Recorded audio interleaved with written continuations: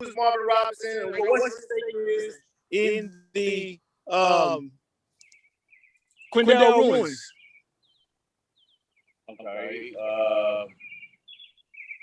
I was going to say we always try to stop guests visitors at the John Brown Memorial because a lot of people don't understand what John Brown's role was in the Advent of freedom.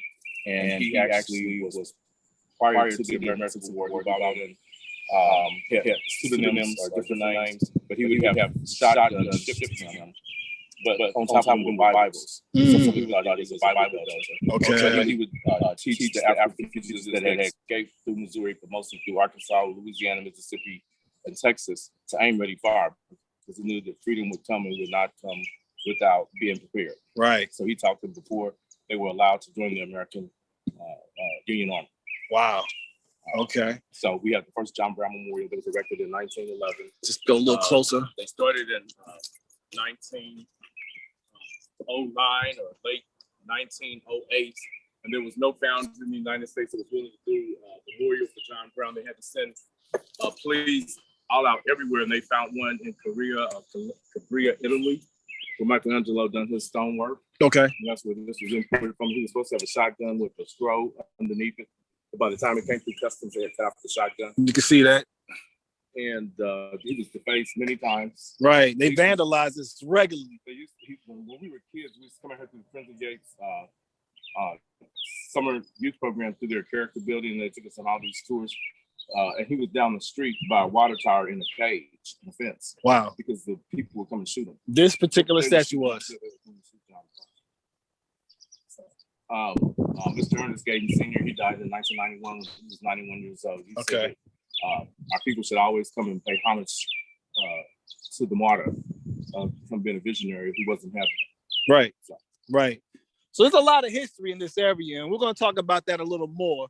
But we also, just in the background there was one time Brother Kitchen nursing home. A nursing home? Yes. Okay. The only operated Black nursing home in the state of Kansas. Okay. And later was owned by a guy who was a pharmacist and other Black physicians here in Kansas City. Okay. And it went up to $5,000 a month for utilities. Wow. And that wasn't including the staff or the protocols and prescriptions and everything. And it was cost prohibitive. And it was bought by some other people, and they demolished it back last summer of 2020. Mama. And prior to the nursing home, what was present on the grounds? Prior to the nursing home was Quindaro Freedmen's University. Okay. These people were so gung-ho and confident. You know, Charles Langston was the first president for Quindaro Freedmen's University. And a lot of people don't know who he was. He was a graduate of Oberlin College, mixed race out of Ohio. Okay. And he and the other Union Army people pulled their money together and opened up Quindaro Freedmen's University because they were saying we're going to have a Freedmen's Bureau or Freedmen's Institution. This was in February of 1865, and Freedmen's Bureau didn't open up until like April of 1865. So they were ahead of their time on so many different points. But later on, one of his daughters gave birth to somebody named Langston Hughes. And when Langston Hughes' mother died, because the climate of racism was so horrible, their family made her be buried without a marker. Wow. And she's buried over in Missouri somewhere. Really? Kansas, Missouri. Okay. Because it was fake people coming to Okay. Okay. Got some guests over here pulling up kind of fast. So let's take a walk down to Quindaro to the overhang over here and just talk about briefly the history of Quindaro. I think this is a very important discussion to have. Just a little research I did. Quindaro is a Wyandotte word, right? That was supposed to mean bundle of sticks, which is suggestive of strength and unity and strength in numbers. And so talk about the early community of Quindaro from, I know, was Quindaro Nancy and her husband, I forgot. Nancy Brown, yes, sir. And her Mr. Actually, this was the Wyandotte Reserve. This is a whole Wyandotte Indian, Native American Reserve. Yeah. Okay. Before side of Ohio, due to the westward, due to the white population. I'm not sure. Don't get me on the night. Okay. But due to the population boom in Ohio, they needed the Indian removal plan in the place. So they threw them basically out of Wyandotte, Ohio, and told them anywhere in Kansas. And so they picked first over there by the Kansas River. Okay. But they decided that was too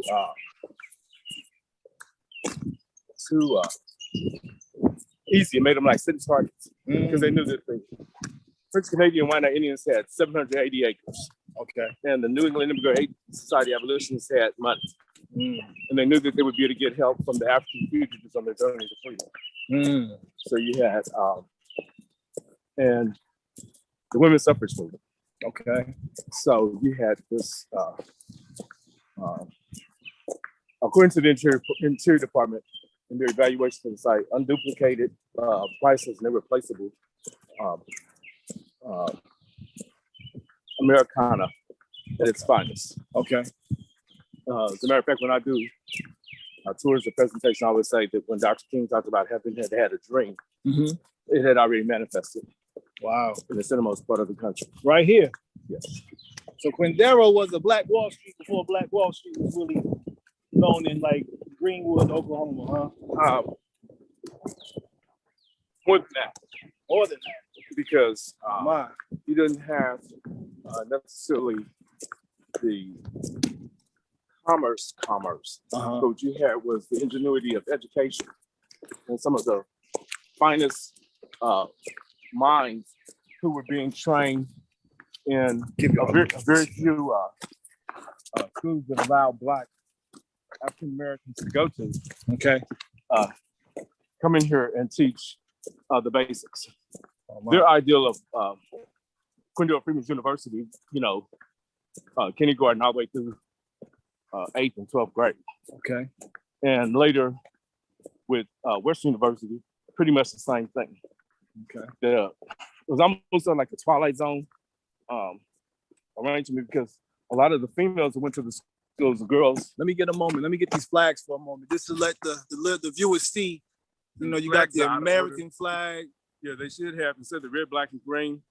That's cool or nice, but we should have the first Kansas colored and the second Kansas colored Union Army flags. So the first to serve and first to die in the American Civil War. Okay. Because they had tons of flag posts left over from some other projects out of the Legends, and they chose to put the red, black, and green. Okay. Which doesn't fit the timeline. And interesting, because that's Marcus Garvey, of course. So that's a little bit later down the road. Yeah. Interesting.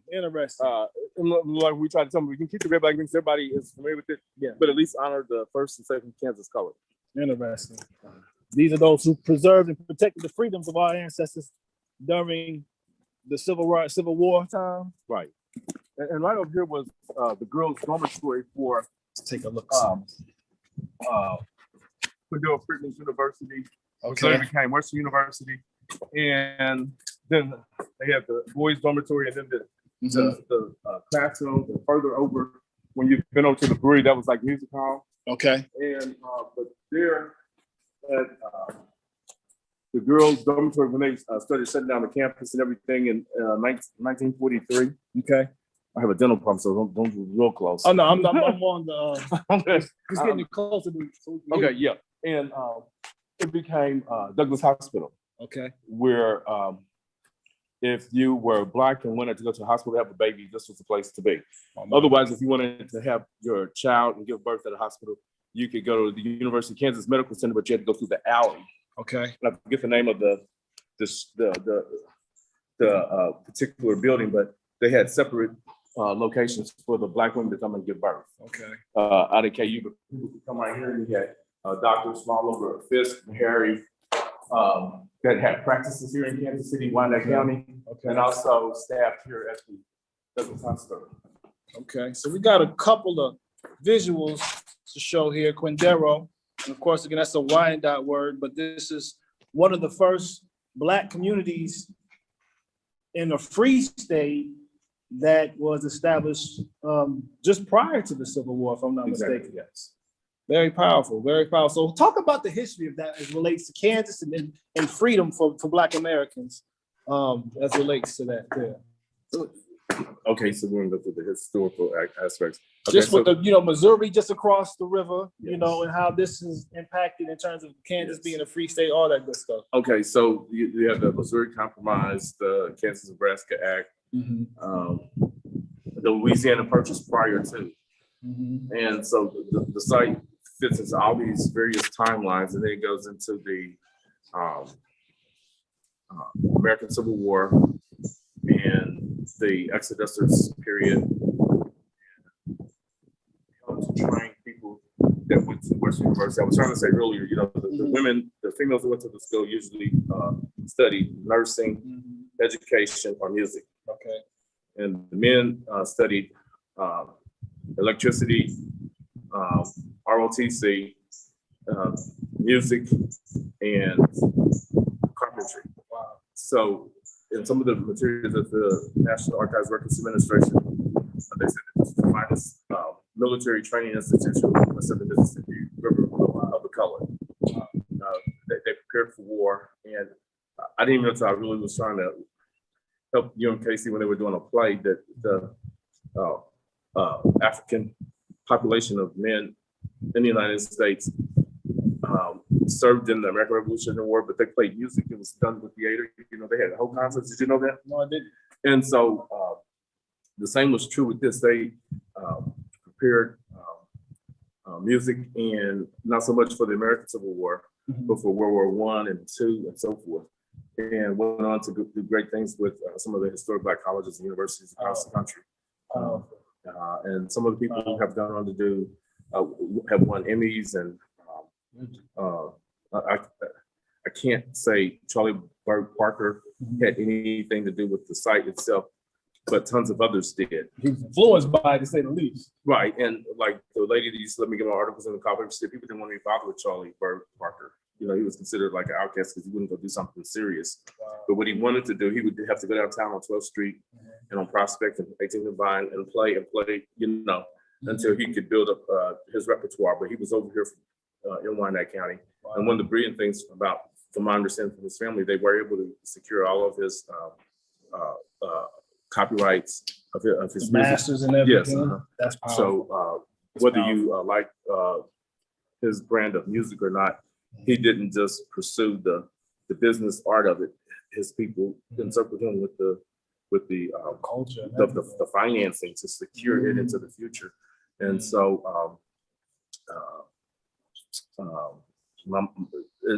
I'm so nervous and hyped about the interview because we just commemorated the 100th anniversary, May the 8th, of different people having tried to preserve the site with historic federal designation, May the 8th of 1921. And you can look and see that the brush is just taken on the site. It's on the National Register of Historic Places. Save America's Treasures from the National Trust for Historic Preservation, National Commemorative Sites, a few other designations that escape my mind right this second, but the lack of priority from the decision makers is quite tragic. It's unfortunate. Now, one thing that you have been involved with is the preservation of these grounds, right? Yes. And how long have you been at that particular matter? Since when did you really come? When did Quindaro come to you? I started with the project in May of 1987 when I read an article. I used to, when I came home, and you're a veteran, correct? Right, Navy vet. And when I came home and dropped out of college for the second time at Temple, I would come to some of the meetings and the rallies, and people donate money for the Legal Defense Fund. Grover Hankins is his name, the lawyer that Boston Daniels, the second African American chief of police, had used his money in his retirement to secure a lawyer. Okay. And he got Grover Hankins, and Grover Hankins carried the case all the way to the Kansas State Supreme Court, and they lost. And he was instantly hired in that process to be the general counsel for the NAACP National Office. Interesting. And he died a couple of years ago. And in his interviews with the University of Texas, whatever it is, the Texas State Historic Society, he claims that out of all the work that he did with environmental justice and his legal career with the NAACP, that the Quindaro ruins was his finest work. Wow. And so to have someone reach that level and, acknowledge. And so, I try to tell the different ones at the interior department, we need to have them and their people go there and retrieve copies of that material to send it to the other people in the interior department so they can, because one of the things we have to prove is that the site has more interest to people outside of Wyandotte County, Kansas City, the greater Kansas City area. Okay. But we have 206 acres here. Okay. Of historic nature. Of foundations of a city that helped to carve freedom. And then, we got co-opted so many different times. This one guy, he had retired from the Kansas City Star and he worked for FDIC in the public affairs. And he came over, he was going in the room and say who you are in the meeting. He's like, I'm working on Quindura and I did something about the music people. So I told him, we talked. And as we tried to collaborate, he was changing the narrative. He wanted to make it appear that once people got to Quindura, they were lighting the campfire and playing a banjo and the harmonica and dancing. And there was never that kind of thing. So he was making it more minstrelish. Yeah. What do you mean? Like a minstrel show. Like it was more. It wasn't as cultural and as focused as it was. It was more just entertainment based. Seemingly, what you're saying. Yeah, it was very degrading. I was just like, even though that happened much later during the West University era, Nora Holt, who she went to school here. She's from Kansas City. Her father was a preacher. She got her master's at the University of Chicago, and she was the first female, black or white, to earn a master's degree in music composition. And again, she had all of her stuff copywritten and everything. Yeah. And she traveled the world and had 4 or 5 marriages and was like close friends to, and she just escaped. She's St. Louis, Josephine Baker. Okay. So when she would go there, Josephine Baker would reschedule her schedule so they could go and travel and perform and different, and so there's just so many dynamics and the ability or inability to translate the area's importance and culture has been overwhelming because people, have come to the project and said that they wanted to help and what can we do to, and the next thing I know, they came up with some crazy stuff. Try to change the whole scope we want to do job creation for people in the area who are either chronically unemployed or underemployed, Black, African, American, Indigenous people of both Kansas City, Wyandotte County, and Jackson County, Missouri, because that's the core group. Right. And then we want to also do entrepreneurship development training so that, just like I see the logo material that I'm looking at on the internet, and then this right here that I'm looking at, so that people can make their arts and crafts and turn that money into the local economy. And if they want to donate back to the area, fine or not, but at least be it, otherwise we, Right. And I've had Black people tell me in different, as recent as like in their late 20s up to 60, that they don't care nothing about job creation for the people in the Black community, and have said it as much in so in meetings. And also, they don't get nothing about entrepreneurship development that would include the African American. I was like, well, okay, there's one guy who used to let me go to a lot of these meetings, Norman Justice, who was a state representative, a big person with the UAW 31, the General Motors people, and so forth. He was like, unless you take and spill these things out loud in all discussions, then they just roll over our people. That's why we're in the predicament we are. So I'm like, okay, we got to keep saying that we have to have entrepreneurship development training, and we have to keep saying that we need the employment opportunities so that because this 206 acres. When I first came down here, the people they were saying, well, not the first time, but they said it was the Pompeii of Kansas. Pompeii of Kansas. And so I was just like, they said it's the Pompeii, the State Historic Society saying that is indeed the Pompeii of Kansas, but don't tell that damn Marvin Robinson. I was like, and I was just like, a little spider, something. And I was like, so what is Pompeii? Church of God in Christ, Pompeii. I think we've had that discussion before. I thought it was the olive oil that they use when you're in the prayer line. And, then I was like, but that's not it. So then I had to tell the library people to tell me. So then they went on to show me some more material because this was before Google, before the internet.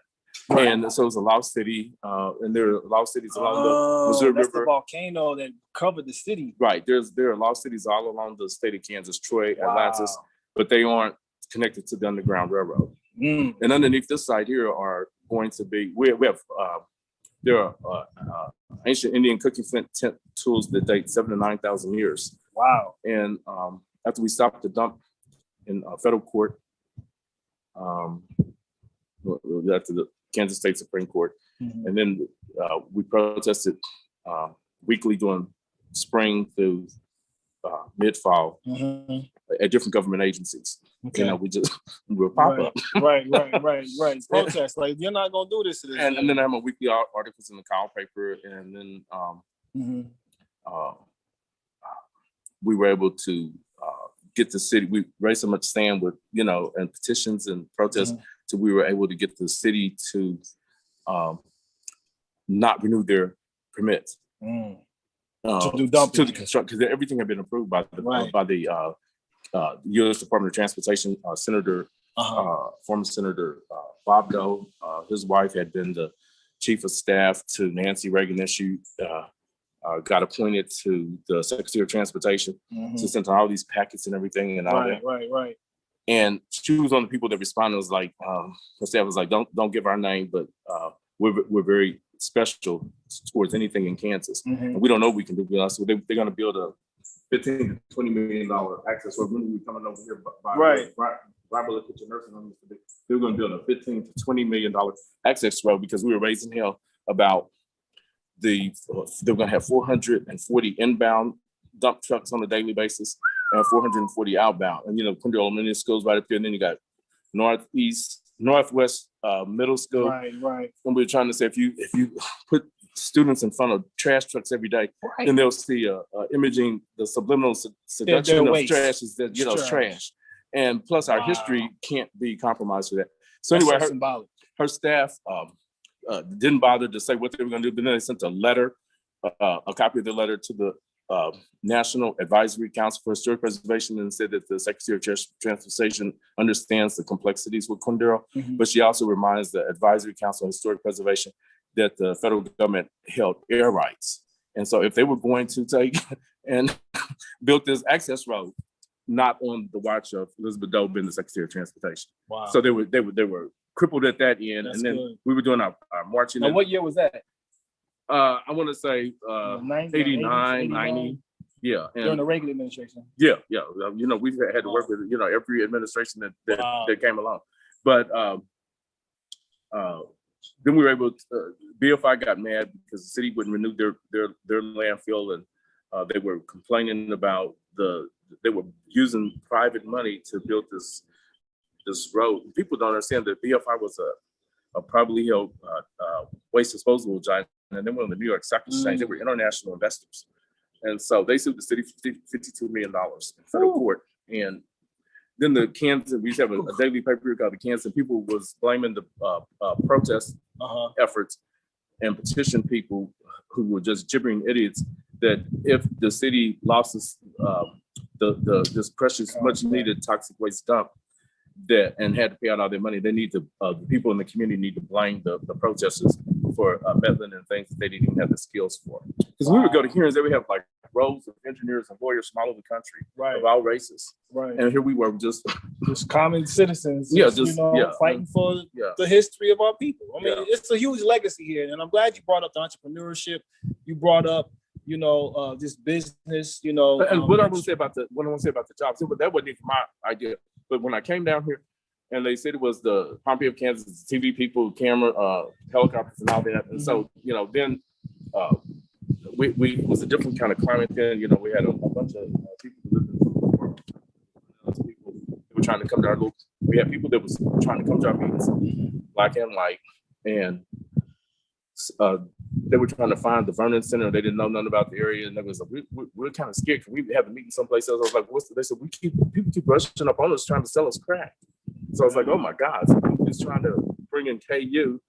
And so I was like, how do I handle this? And Tech Apple had a program on it, and they were talking about how you have to respect the people that are the village natives in places throughout Africa and South America. You have to talk, they call themselves technicals, and you have to go through them in order to have permission. Right. So I said, you got to go through the technicals. So we need to figure out, we need to go through them and ask for permission for the guests to come. So then I did a flyer up, and I talked to a person who later became a friend. And I was just like, okay, so y'all running us, yeah. Yeah. So he's like, that's my damn work, Right. hey, you doing your, I got to make my money. Wow. That's what I do. And I was just like, That's deep. so then what I was trying to say, and it becomes complicated because if you don't communicate it all out, then people think, well, you just think, like one lady, when I was talking, we need job creation, entrepreneurship development for people that are Black, indigenous to the both cities to help cut down on crime, violence, and senseless crime. Right. She was like, but it is true. You want everything your way. I was like, no, I don't think that. But the guy had told me, he said, that's what we do. Yeah. So the people down here that were working, and mind you, this is in 87, they were making $7, $9, $12, $15 an hour. If they had a associate's degree, they were making $25 an hour. Okay. Working on their bachelor's, they were making $25, $35, $40 an hour. Master's degree, $60, $75 per hour. Wow. So I was like, damn. Okay, so he's talking about this is their work. They're selling crack, and pills or whatever it was. Right. And the white people were out there, and I was raising hell about, y'all got all white people and 2 or 3 Asians. And our Black people, we need some Black folks down here. Right. This is not acceptable. Right. It was like, we are so sick of you. So I was like, well, yeah. On our grounds. Yeah, we need some Black folks. I need some Black people to be down here so I can find out what y'all. So then they did hire 3 Black people from St. Louis. 3. Out of the city. And they were just, some of them were just the long tubs, look like horses. Right. They had the long tubs of water. They were just washing the little artifacts and relics and putting numbers on the back of them or the front of them, and then in a plastic bag, and then put them in a log. Okay. I was like, you making $70 an hour? I'm in grad school. I was like, I'm gonna give a damn. So then that's where the goal came from. Wow. The division of job creation to help cut down on crime, violence, and senseless homicide. Because a lot of people that have to help with this project, they're dead, and some of them were young. One guy, he helped with a lot of different things. He started out selling dope, then he became a crack addict, and then a boofer. There's differences, right? Yes, there's different layers. But he had this idea. Beautiful heart, beautiful mother was a supervisor at General Motors. Okay. So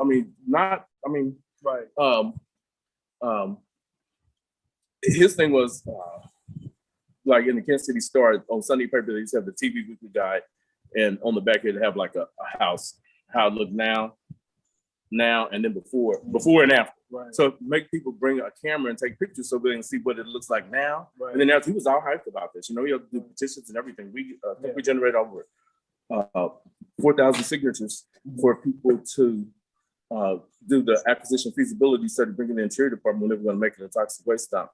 And he helped with that, And they ruled out 2,000 of them were flushed because they weren't. That's why I have a hard time understanding a lot of, especially from our people, they had all these regulations on us. They had to be registered certified voters and their ID had to be current. And they went through all these signatures. And they had to be from across the entire state of Kansas. It couldn't just be from Wyandotte County. So they were doing everything they could to thwart the effort. Yes, and we had to have 1,000 signatures. But when I first started with this, because I had done another project, Best of Black Artistry in the Capitol Rotunda, they were just not, it was like, we changed the name to it. I was like, change this what they said, Best of Artistry. I was like, well, no, this is for the Black folks. We have so much talent, we need to be, they were having the 125th anniversary of the state. And I was just like, I got a $400,000 budget. We just need a little, because the artists need to be paid. Definitely. Okay. And so they were like, no, we don't have nothing. But I have found out that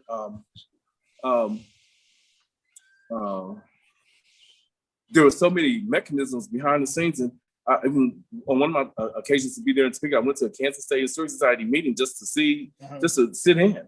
Because I was ignorant. Right. I'm still learning. And they only required 10 signatures. Up until we did what we did in '88, they went before the legislature and took it to 1,000 signatures, and they had to be from all over the state.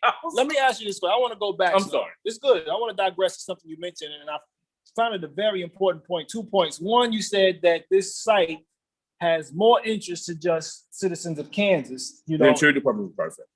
Right. So I wanted to know what the interest was, and then the connection to the Underground Railroad. So what interest does this location have outside of this particular region, in this area particularly? And then how is it connected to the Underground Railroad? Wow. So can you say that again? Well, let's go to the first one. Let me go back. So talk about the Underground Railroad connection with Quindaro. Let's talk about that first. I think that history builds up to the interest that becomes Quindaro and the ruins of what was once established. So the Underground Railroad first. What is the connection to the Underground Railroad in this specific location we're standing on right now?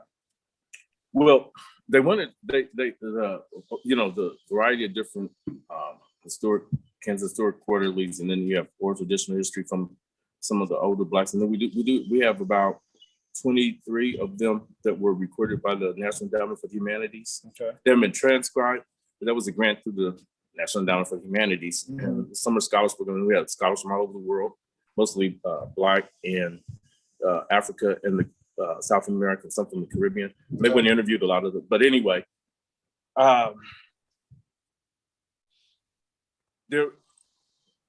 so it was coming to a point of how Kansas was going to enter the Union as a pro-Union or a pro-Confederate. Mm-hmm. And so the Border Ruffians, the Confederate, would come over from Missouri, neighboring Missouri, and pretend like they were residents in Quindaro and Wyandotte County, and would manipulate the vote and vote in favor of slavery. Mm-hmm.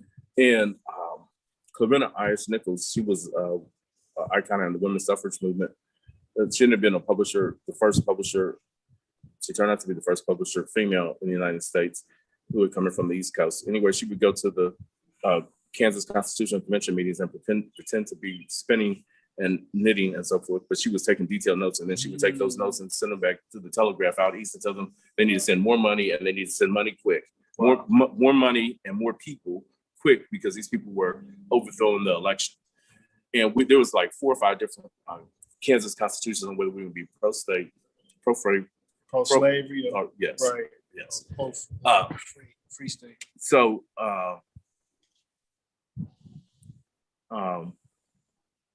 when they finally agreed that Kansas was going to join the Union as a free state, I believe it was in '59, but all those discussions leading into it, and they started this. There's so many contradictions in the books. They'll say 1857, but the adrenaline, was built up, when they had the dedication. So there had to be work prior to, and then securing the property and working with the Delaware, the Shawnee tribe. And so as soon as Kansas hoisted the flag and joined the Union as a pro-Union, then that offset the scales of whether the country was going to stay agricultural. No, well, we're going to go to like South Africa, or whether we're going to have a more inclusive, because people don't understand that the African American population at that particular time were heavily involved with the Republican Party, because the Whig Party was involved with the enslavement and stronghold with that, and you get into all the dynamics of the finite of picking up the magnifying glass on all that movement. It just gets to be so chaotic. But when the women's suffrage movement were here, they broke federal law in teaching the fugitives to do reading, writing, arithmetic, because they were so convinced that freedom would come, and that in order to be competitive in a capitalist society, they would have to be well trained in terms of their learning and free thinking. Education. And so I didn't answer your question, but there's so many dynamics. It leads up to it. If you on that side of the river, you have Missouri Parkville, and on this side was considered holy ground. Once they could get to Quindaro, it was considered holy ground. And if the foliage wasn't like it is, there's a huge, like 17 by 15. Make sure you can get heard. 17 by 15 foot ice house, where they would, by mule, donkey, or oxen, would haul ice off of the Missouri River to have refrigeration, because there was no refrigeration. Right, not at that time. And there you had the male population. Okay, so that was 59. And so what year was Quindaro established? They say 1857. Then you see some stuff where people were going through what they do in like 1855, 1853, more fledgling? Was it more fledgling, like the build up to the actual establishment? They were trying to figure out exactly what part they were gonna decide to acquisition and secure the 780 acres, because this is really 9 square miles. Wow. It went from 18th Street in the Missouri River to 42nd Street in the Missouri River to 42nd and Pearl Parkway to 18th and Pearl Parkway. Wow. 780 acres. All that is Quindaro. The original, at one point the original, right. But the only part that I was basically pretty much allowed to work on was the area that they were going to make this the dump. This area here? Because the people from the leadership in the church and the city were willing to make money because they needed to have they were growing. And this is where freedom was actually grabbed here, coming across the river. Yeah. So this is the launching point of pretty much Quindaro. Would you say that? Yeah, this would be the epicenter because this was a place called Kansas. Let me show you all this again. KANZA Avenue. So just beyond this foliage here, you can see there's a river. Okay, and the river was where our ancestors would cross from Missouri to Kansas to get their freedom, and they would do that particularly during the winter months. Correct? Whenever, really. Huh? That's when it was kind of like they had the ice. But one of the, we had Dr. Charles Block from Temple University who came in here, did an article on the Underground Railroad through National Geographic. And one of the people helping us at the time, who still does, he saw the article and he was like, we need to try to see if we can get this guy, Dr. Charles Blocks, in here. So, yeah. And so he did come. And he wore dress shoes and was dressed real nice. He said, I'm not able to do the tour. But he knew about Quindaro. He had it in his original article for National Geographic, but you go to write and then you end up on the editing floor. So it ended on the editing floor. But he was familiar, but one of my consultants, who, like I said, he died in 91 when he was 91 years old. He was a Tuskegee Airman mechanic, and they allowed him to fly planes home to Kansas City on the weekend. Wow. And his father was Corvine Patterson. His grandfather was Corvine Patterson, who was an Oberlin College graduate. And he said when he would fly into Kansas City to be with his wife and children, that when he got to this area, the Missouri River was shaped like, they could change the pathway of the river. Did you know that, right? The Army Corps of Engineers. Okay, Army Corps.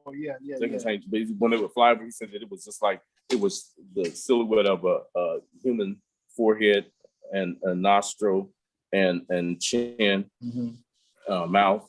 And right there at the nose was these archaeological foundations that you could see from an aerial perspective, as if God had breathed freedom right into the centermost part of the country. Wow. So somebody who would be flying would be able to see that, right? That's an aerial view. Yeah. So, and maybe I always thought it was very historic. But anyway, he helped a lot. He died in 91. When he was 91, like less than 10 days after we won the court lawsuit, he felt like he could rest there. Wow. Wow. That's powerful. And but when we went down here in '88 for the Juneteenth event, it was we had a couple of hundreds of people, several hundreds, and doing the regular tour, and you can see the archaeological, because they were doing archaeological salvage. They were preparing it for a dump. They just did an archaeological salvage program. Wow. And we didn't have this platform, but anyway, we got, he said, we need to go this way. And I was like, I never go up there. He said, we're going this way. So he took us underneath the overhead, what is now the railroad. That was a whole nother historic angle, the Battle of the Spurs, while they didn't want the railroad to come through here. But anyway, we went underneath this little thing and walked over to the river. And, he said, I thought I would never get to see old Quindaro down here again. And there's a curvature in the ground, that you can actually stand on. And I was, I'm up here and I'm like, okay. And then he just leaned up against a tree and started weeping. And I was just like, oh my God, he didn't got sick, because it was, Juneteenth in '88. And I was like, oh my God, I didn't know what to do, Yeah. And I said, are you okay? He's like, yes. He said, just be quiet. And, people got really, really quiet. So he said, right here, you need to always stop and pay homage to the slave women and children that were sunk by that cannon blast in August of 1859. And I was like, oh, wow. Says, we need to stop and pay homage to them. And he said, he cried. And I was just like, oh my God. So then I went and put it in the paper. And so the lady that had my articles in the copy, she said, you need to find an article so we can verify. Yeah. So then I had the other white lady. When I said my article, I meant in the call paper. Miss Ross, who was Black, graduate of KU. Her father was a music instructor here at Western University. Okay. And so there were articles about the cannon blast of the fugitive, and then the whole scenario, the women and children were escaping up out of Missouri, and the Border Reference and Confederates, whatever they call the staff for the plantations, they were like, all these people were disappearing. And then they found out they were running, so they started coming after them in Wow. their horses and coming after them and started shooting into the air. The children and the women just kept running, and they just disappeared. And there they are, and they had gotten on a big barge. And by that time, they were able to bring a cannon. They got a cannon and one blast, and none survived. So we have a moment of silence. Wow. And then I was able to put it in the KUAW paper because I was able to find the article. Verify. Yes. And there were other articles. And the Platte or Clay County State Historic Society were doing an evaluation, archaeological evaluation, to see if they could find any documents or artifacts or relics from that time frame. And I don't know where that went to, because we had so much. Instead of people actually, when I was trying to say, people say they want to help, but then when it comes to really help, they don't want to help where we really need help. They want to come with all these divisive, diversionary sidebar. You know, this is like when the guy was saying, you can't prove that there were any Union Army colored troops there. I was like, they were recruited, quartered, camped, mustered, and trained, right? Because they talked about them in the records that y'all can bring the N-word and the colored up in here, but they can't stay overnight here in Leavenworth. They didn't want to enforce Scott. It was, people want to make it sound like they just rolled up and crocked out. They didn't. No. So they were, right here. They even burnt Quindale down twice. The Union Army. The Union Army. The Union Army. Who they were supposedly enlisted with. Yeah, and when I read across those materials, I was asking Mr. Gay, how do we handle that in the future? The Union burning down the buildings. He said, well, you got to understand, they were just human beings, and they had went out to war, and they were celebrating, and they were drinking, no doubt, and it just got out of control. And by the time they woke up, the place was on fire. Wow. I said, oh, okay. He said, but they were humans. Yeah. So I was like, damn. They had a little something in their heart too, though. So that's interesting. That's very interesting. But anyway, this curvature on the ground. There are articles in the public library where a post office employee actually went to the inside of this curvature, and it was tall enough to walk a donkey mule or oxen, but not tall enough to ride. And then the older people said that when they got all the way up along the Missouri River, you could go underground in this tunnel, and there was a church there, Bell Chapel or something, Bell Temple, and they would light a lantern if it was safe for them to come out, and then there would be no lantern. If there wasn't no lantern lit, that meant keep your behinds wherever you were until another day. Y'all stay underground or stay inside the tunnel because it's not safe, even in Leavenworth. So no matter, even they were basically, this was holy ground for them. And later on, people call it sacred space. But we've gone through all of this with all the titling. I try to follow the pathway criteria for Nicodemus, because they have Nicodemus, Kansas, for those who may not know. Yeah, they have another free black town. Yeah, they have all the, they have the National Register, the National Historic Landmark, the National Park, the National Monument. And I know them from college days, and maybe when I was a kid, we used to go down there every summer from the summer camp through Frenzy Gates and Diamond Grove, Missouri. So, because of their success, I try to, I keep them posted on what we're doing. And then when I get to see them, then they're like, I would do this differently. But they don't have the problem we do in Kansas City, because Kansas City has more people. Okay. And the more people you get, more complicated. They get more people, more numbers. Let's go and start walking on back as we wrap this up. But I just wanted you all to take a look at this entry point here. This is a very significant historical landmark, but the interest, what interest does Quindaro pose for others outside of this particular area? I think that's the question that, I wanted to ask part two. What interest does it pose for other people outside the country? Yeah, because you mentioned when community. Yes, sir, because you had talked about, that was something that I guess the National Registry wanted to. The National Historic Landmark. Right, so they wanted to verify why this place should be preserved. Like what did you present in your argument for that particular, interest to be recognized? Well, they were the first to serve and first to die in the American Civil War. Okay. And after they conquered the Toothman Farm in Butler, Missouri, Bates County, they renamed it Fort Africa. And they won 2 Emmys for it. Here, Fort Africa. No, in Butler, Missouri. Butler, Missouri. They were from up out of here. Okay. Oh. I'm gonna walk. And part of the problem with is that the first Kansas Color weren't from here. They were from Mississippi, Louisiana, Arkansas, Texas. Okay. And we don't have a mark or anything for them. And it just doesn't seem to be a top drawer issue. Mm-hmm. But the science of race relations sensitivity training, one of my late aunts, diversity, equality and inclusion. She's like, she's like, she didn't give a damn about racist or racism. Show her the budget and the policy that lets our people fit in. Okay. We don't have to worry about nobody asking for no apology and begging for them not to be a racist. Just where's the budget? Right. And where's the policy for our people? Okay. So I kind of use that as an example. Yeah. But right now, everybody we need to apologize and change history. There's even people that want to change the name of the site. Really? Right now. Wow. They want to change it to Western University Association of 55th District of the AME Church.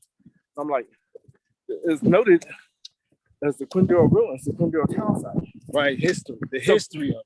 Yeah, and it's unfortunate because, like I said, people say they want to help and even have letters saying they want to help, then they want to change everything. And then we're right back to where we were. Right. You know. Right. So where are we now with the preservation of this in terms of making this a national historic landmark? Where is that process at as we speak? Okay. It's been evaluated by scholars across the country, their private consultants, and their professional staff. Okay. The city is supposed to be expanding the boundaries of the National Historic Landmark. Okay. They requested that. And then they wanted to know, how is this important to people outside of that specific area? Okay. And go to the statue. The Vernon School. It was named after Bishop Vernon, the third Black Registrar of the United States Department of Treasury. Wow. You know, Bruce Blanche, he was the first African American known treasurer of the Secretary of the Department of Treasury. Okay. And trying to put that, you go through all these dynamics, but they centralized the banks to make sure they had enough money to win the war. You know, the United States was in a difficult situation. They centralized the banks. Okay. You want to stand in front of this for me, please? Okay. And just finish up there.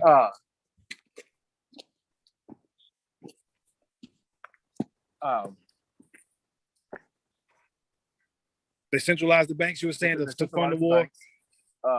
And Bishop Vernon was brought in, I guess, around the 20s or so, just before the Depression era. Is that this school here? Yeah, that's the little. So there's a school right here called the Vernon School. And you know, there's a Roosevelt effort. Yes, WPA, and you know, Black people built Wyandotte County Lake, and Black people built Big 11. But it just seems as though the ability for people to see you can't do race relation sensitivity training through a PowerPoint and through another book in another 2 or 3 days. But people need to be able to sweat during the day and earn a legal paycheck every week, every 2 weeks. And other people that have skills in other things that may not be so savvy or palatable in the mainstream eyes, if they were provided the legal platforms on how to do exactly what you do with your sales and inventory with something legitimate, then we can help hopefully cut down on crime and violence. Does that not make sense? Definitely. I mean, that's empowerment. You know, when you have economic empowerment, you have, you know, collective work and responsibility. All these principles go into the reduction of the systematic and systemic, you know, problems that we're facing. We want to work with the regional universities, including Haskell's Indian Nations University in Lawrence and then Lincoln. And then they have this thing called Langston University. Right. He was a brother of Charles Langston, the first president of Quindale Freeman So University. many just elements right there. He became the first Black congressman out of Virginia or Maryland or something. And then Lincoln University, the people that helped found Quindale, Moses Dixon, he was a free Black man. He was a free Black Mason. A lot of people don't like the Masons. They say, oh, the Masons, this Masons, that. But the Black Masons did Prince Hall. They did a lot of things to elevate the conditions, longevity of our people. Right. Moses Dixon was a free Black man. He would go through the plantations in Missouri and say, freedom train coming. And he'd give him the day and the time, tell him where to meet him. He wasn't playing. I mean, your ass better be there to meet him. Right. And because he was too old to join the Union Army, but he would go into Missouri. He was over there in Missouri. He would smash them into his little hideaway cabins and wagons and bring them over here. And next thing you know, he was making them join the Union Army. That's bold. So, That's and then he got tired of this right here and went helped to open up a thing called Lincoln University. So in Missouri, they're still standing. So that their whole thing was education, crucial, liberty. Being able to sustain yourself. Business. So going back through trying to prepare all these documents for the different entities and institutions, it's helped to I'm learning so much all the time. Yeah. And it just seems like this ought to be able to happen in our lifetime. They're saying now this should take another 25 to 30 years. So what can we do? Wow. What can we do to support the effort of making this more to expedite the process, to get it, recognized nationally? Because I think this is a hidden jewel, in the center of this country, as relates to what African Americans, quote unquote, have done to advance ourselves. This is something that I don't think we know in the area, but even us in the area don't really take pride in this particular landmark, right? In the history that has gone into this. What can we do to help this area to become, more recognized, even on the national level? Like what's the solution? What solutions can we offer for that? People can get in touch with their congressperson. Okay. Tell them they can need to get behind. Okay, the bill passed in the U.S. Senate for the African burial ground. Okay. So they're going to fix up the older, abandoned Black cemeteries. Yeah. And we haven't even had a committee here in our Congress.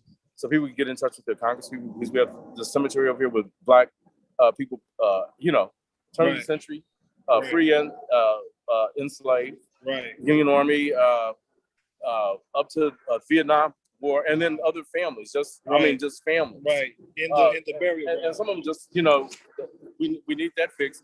But the language of asking the Congress people and their staffs, why haven't they made the Interior Department help us get this National Historic Landmark designation? So get in touch with our Congress people. The Kansas, Missouri, we're all over the country actually. Because this is international site. That's part of the problem. You have the French Canadian Wyandotte Indians out of Canada. You have the New England Immigrant Aid Society abolitionists. You have the African fugitives on their journey to freedom. That's international. Truly. So perspective. Trying to explain that to the people that run City Hall and the other people up at Topeka.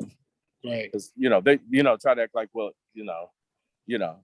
but I try to tell myself, if I was white, or if the site was all white, or we were any race of people other than who we are, they would have been jumped on it and been more conciliatory and more progressive. But because of their heart and their mind, they've been trained to be unkind. And I don't think that they mean to be. Right. But they're just unkind. It's history. Because I've had Black people that were other Black people. You need to go see them. They're in the hospital, the nursing home, and they were crying Quindale, in their passing, because it meant that much to them, like as a sacred space. And I thank you so much for the interview. No doubt. And the opportunity. Let's take a look at this last plaque, man, and then just full of inaccuracies.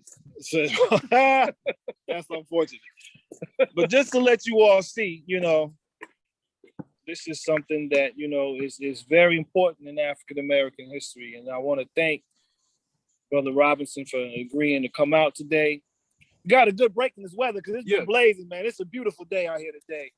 But I want to thank the listeners and the viewers for tuning in with us today. It's been, very informational for me. I've been here a couple times, but I definitely wanted to bring this back into the forefront of our minds through shifting paradigms, because this is the paradigm that we definitely want to remember in terms of our African American history and the efforts that we've made to to advance ourselves and to get better. You know, even at a time like today when we're still struggling from so many maladies that are vestiges of our enslavement. You know, this is something that we can reflect on, remember, you know, a Sankofa process, go back and fetch it to bring it to the present, you know. And so, man, thank you again for coming out. This has been powerful. This is B. Michael with Shifting Paradigms. We'll be back in a couple of weeks. Always want to shout out KUAW, Knowledge, Understanding, and Wisdom Radio, the Black Family Technology Awareness Association, Baba G. Walker for always keeping it up and holding it down on the soundboard. This is B. Michael with Shifting Paradigms. We'll be back in a couple of weeks. Signing off. Peace and power.